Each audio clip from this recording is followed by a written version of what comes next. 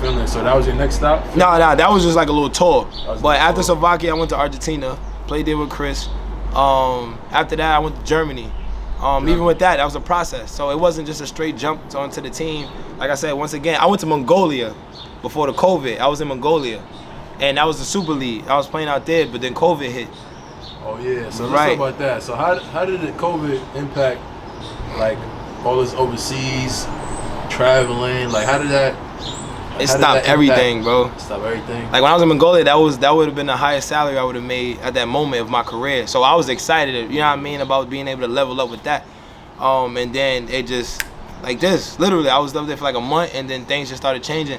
And they didn't tell me like, yo, there's a virus coming to town. They just, yo, we ain't gonna have no practice, this, that, and the third. They even tried to chop my salary based on what we was about to get into, because we wasn't about to be in no gym. So they didn't want to pay me a full. So they tried to chop my salary. So that was a whole nother transition. Like I said, once again, behind being a pro, thinking that, you know, things are gonna be sweet. Yeah. Long story short, they pretty much tried to pay me to stay, because I was a good candidate as far as like helping the locals, you know, work out a certain way. I was in the best shape of my life at that moment. So, you know, I was a good inspiration to the team, put it like that. They were willing to pay me to stay, give me meal money to eat and my apartment, and I just would have been just chilling in Mongolia, you know what I mean? Like, and that it was just, the environment wasn't like an outgoing, you know, where you could go to a mall. It wasn't none of that. So it was a lot to think about when it came to that decision. So I still had my man's Chris. He was playing in Pro B in Germany at that moment, and I wound up flying out there, and I just stayed with him. He had a crib, and stayed with him. And when I got out there, a week later, COVID came to Europe. So I went from Asia when I was in Mongolia, then it transitioned to Europe a week later, to where the point where now stuff down here is shutting down. And I didn't know what it was until they told us exactly what it was. Like, it was a virus going around.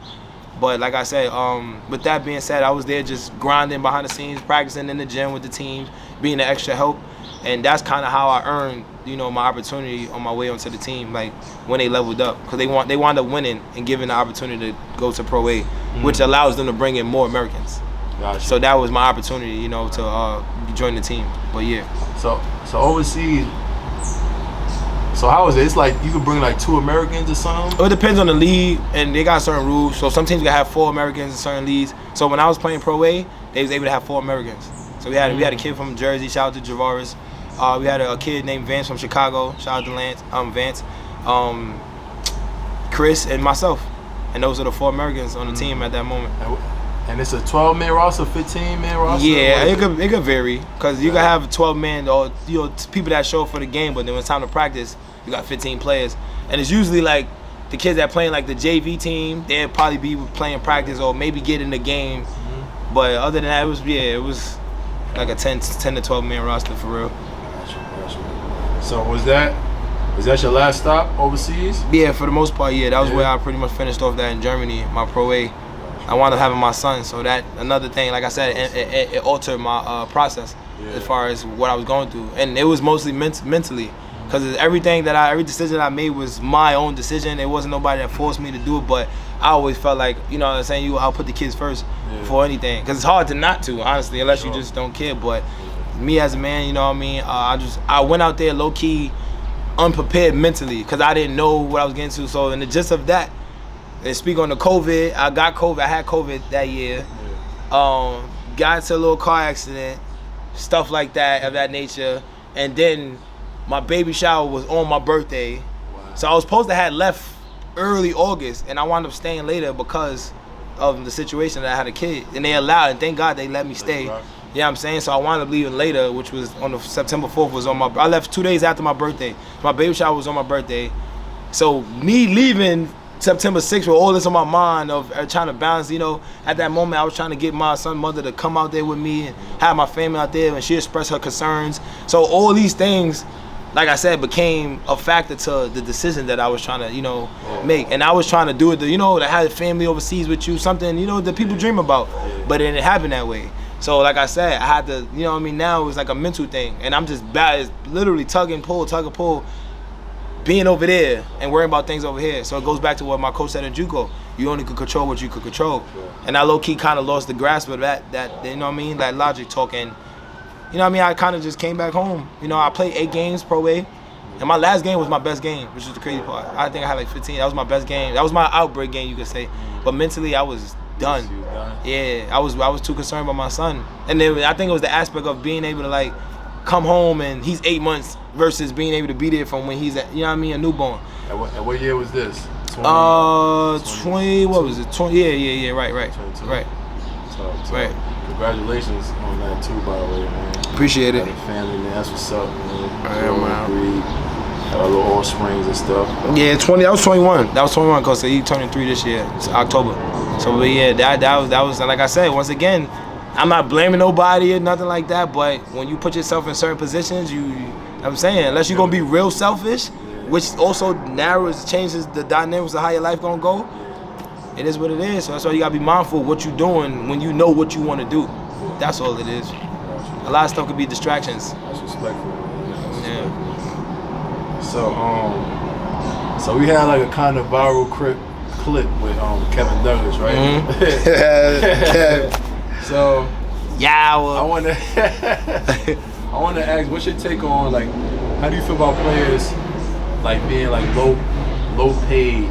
Cause he was saying like, all right, fresh out of college, 22, 23, 24, 25, it's cool to get like low paid, but when you pushing like 30, getting these like low numbers like 10,000, 20,000, 30,000. Like how do you feel on this subject? Cause that was like a big subject that went like kind of crazy. I mean, getting 40,000, 30,000. I mean, everybody pushing like 26, 27, 28, 29, 30. Like how do you feel about like that? Like, I mean, everybody got different reasons on why they grind. Some people chase the money, some people chase the championships. You know what I mean? Some people just chase opportunity, where it's like, yo, I never thought I'd be here. And you might end up getting 1,300, but it's like the experience is more than the money. I do think it's crazy, but you also got to know where you're marketing yourself to. Everybody don't have that, and some people do have the money, and they still might not offer it to you. Yeah. So I look at it as like double down betting on yourself. I take this little 1,300. I'm gonna show you what I'm worth for real. If I don't get that by the time I get out of here, I'm not coming back. You know what I'm saying? Like, the other day, you got to start somewhere. Yeah. And I've seen people not take opportunities because of the money and never went nowhere.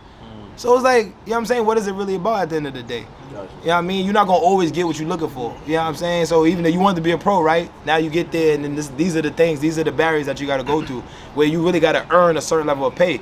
They going based off your resume. So if you played mid, low level D1, what makes you think we about to pay you a high level D1 salary? Yeah. You see what I'm saying? It don't make sense. Yeah. At the end of the day, that don't mean that you still can't get to that point. Yeah. You gotta grind. Yeah. It's a process, it's a progress. So I mean, like I said, if you want to sit there now and compare what you could do with your time, of course you could stay home and work a job and get 40,000, but do you got your degree? Yeah. See what I'm saying? So, you know what I mean? Like, and some people don't know what to do with their degree. It's a lot of stuff you go out there and make money doing, stuff that you're not willing to do. You know what I mean? But at the end of the day, like I said, you mature as you get old, like you said, 30s. That's when you realize, like, all right, I don't have time to be invested into something that's not going to benefit me in the long run. Because when you're in your 20s, everything is just fun and games. There's those experiences. Yep. You know what I'm saying? So if you think about it, when you graduate by 21, 22, whatever, 23, and you go play pro, within that 5-year span from being 22, 23, if you're not making a certain amount of money, you're never going to get it. If that makes sense. So you gotta kind of narrow, you know what I mean? You change direction. Years, right? So that's what I'm trying to say. So if you're not making that, and I'm not saying like you gotta be getting that by 25, but if you pushing 28 and you've been playing pro for 5 years and you still only getting 2 bands, 9 times out of 10, that 10,000, whatever, you know what I mean, it could be, you're probably not gonna get that because it's based on a certain caliber where you've been playing at. You know what I'm saying? At that point, you're gonna have to go to a certain market and dominate in order to get that.